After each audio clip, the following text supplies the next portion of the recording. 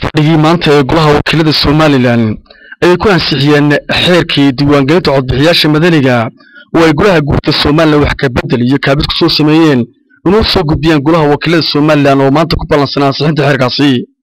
fadhigan golaha wakiilada Somaliland oo soo gudoominaya gudoomiyaha golaha wakiilada Somaliland mudane Cabdiraxmaan Maxamed Cabdullaahi Ciro ayaa waxa ka soo xaadiray fadhigaasi 44 mudane.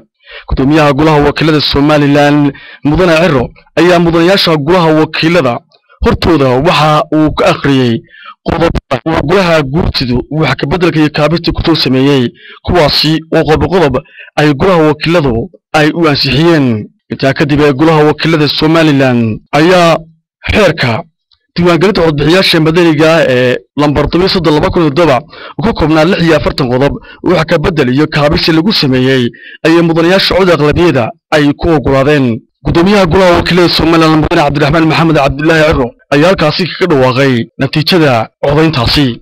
39 mudane ogolaaday, hal mudane diiday, 3 mudane way ka aamuseen.